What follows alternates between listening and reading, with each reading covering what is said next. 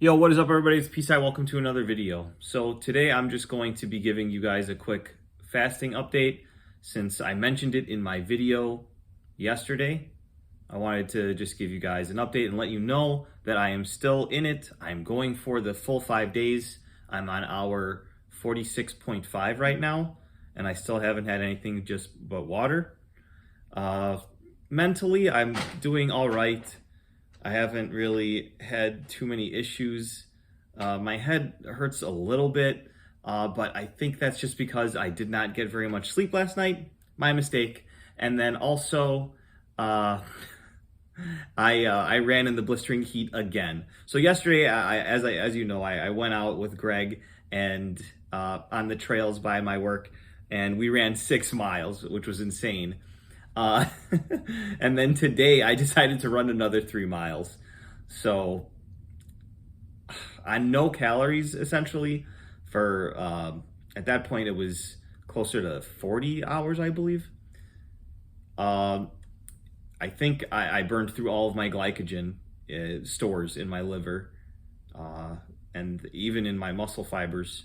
So I'm pretty sure I'm in ketosis right now. This morning, I actually felt the signature feeling and the taste in the back of my throat that signifies that you're in ketosis. I'm not gonna go do any strips or anything like that, but it's pretty interesting when you've been doing intermittent fasting for a while, and then you do an extended fast, or you like get more on a strict keto diet. You can almost tell when you switch over to primarily using fat as your energy source versus carbohydrate. I was doing the animal-based diet for a while. I know you guys know that I did carnivore, pure carnivore back in late 2018, but ever since then I've been more on a keto kick. I've had a lot of vegetables in the past years, but an animal-based diet that I learned from a doctor that I watch online, Dr. Paul Saladino. It worked for a while. You get to incorporate raw honey, which is nice, and then also fruits and meat. So it's essentially like carnivore, except you're just adding fruit. He said raw dairy is also good. I don't know where to find raw dairy, so I just like usually eat yogurt or kefir, like you guys saw in the video the other week.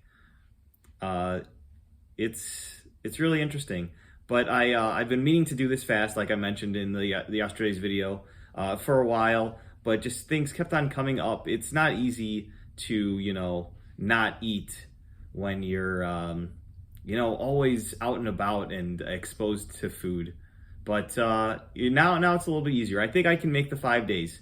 So my last extended fast, which was my personal record, was 67 and a half hours, as I've mentioned before. And after that, I met with my friends and we had a big feast. So I hope to have a nice feast at the end of this. It'll be Saturday at midnight when I reach the 5 day mark. If I'm feeling really good about it and I want to experience more autophagy, self-healing, self-eating essentially, I think I'll extend it a little bit further. But I think that's a good record to start. Because they say after the first 2 days, it becomes easy, and that's when all the benefits start kicking in. So every day after day 2 is essentially really good. So when you're doing a 1 or 2 day fast, it's not as beneficial for you as if you just kept going.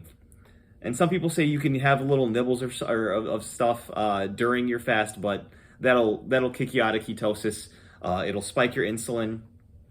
Fat doesn't contribute to insulin very much, so some people like have pure fat. But if you're having any protein or any carbohydrate, your insulin will be released by your pancreas, I believe, and that will affect the benefits that you see during an extended fast. But yeah, I was doing intermittent fasting for quite a while before I decided to jump into this. I wouldn't recommend jumping into something like this. I mean, especially if you're based on a carbohydrate diet, you definitely need to work your way to something like this. And some people are concerned with passing out and stuff. But if you have a nutritious diet, then your body will store essential nutrients for you to utilize while you're fasting. And not only that, when you're low on protein, your body will recycle old dead cells. So any ailments that you might have, in your body or on your skin will essentially disappear, including cancer. We all develop cancer constantly, but our immune systems are strong enough to sniff them out and defeat them. Every now and then, it's not enough, and tumors develop and can spread and kill you, which is essentially how cancer works. It's a mutated cell that just continues dividing. Since the division is less controlled and more quick, I have heard that those cells, the cancer cells, need sugar as their main energy source. When you have ketone bodies from being in ketosis, floating around in your bloodstream, supplying energy to not only all of your cells, but also your brain, which is a recent discovery. People thought that you needed strictly glucose to run your brain, but your brain can run up to like 75% of ketones. And then through gluconeogenesis, you can actually make some levels of sugar from fat in your diet or fat in your body, which is amazing. The human body is so freaking cool. I think that's why we're on the top, right, Sabrina? Yeah. Because I think we have the most wide variety of things that we can eat out of anyone in the animal kingdom, which is really cool and useful. But that's not the natural human diet.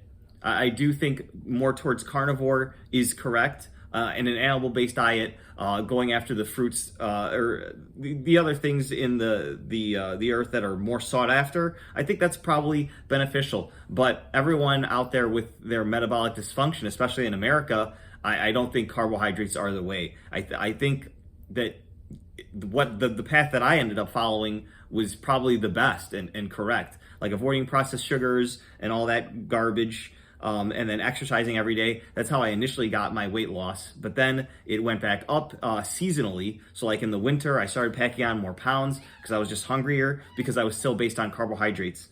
Once I went towards keto, it really helped me out. And then when I went full carnivore, I was the strongest I've ever been. I was able to bench 300 pounds after just a month of carnivore diet, which is awesome. And I don't think I'll ever get back there because I don't know. I might if I decide to do carnivore again, which I've been meaning to do, but I don't know. It's just getting to eat honey again is pretty cool. I didn't even used to like honey, but I got this raw organic honey from Jewel with a friend a while back, and it's I'm almost done with the jar, but obviously it won't spoil. I'm fasting for 5 days, so it'll be fine. You're supposed to have a really clear mind when you're fasting, because the idea of it is that your body will let you know that you suck at hunting and you need to be more sharp in order to either catch the next thing or find the next food that you can eat so that you don't die. But I find myself still feeling a little bit cloudy. I don't know. I think I got all my points across. I'm still alive. Going strong. You can survive without food for several days. I plan on destroying my record of 67 and a half hours. Honestly, I'd be happy with anything after 3.5 days. So how many hours is that? That's, I used to be so good at math. That's 72 hours plus 12, which is 84.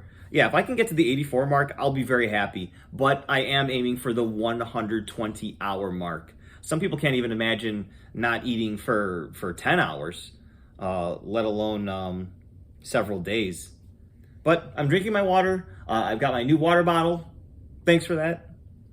But yeah, things are going well, I guess. You guys ever just feel like... never mind. I'll see you guys in the next one. Bye-bye.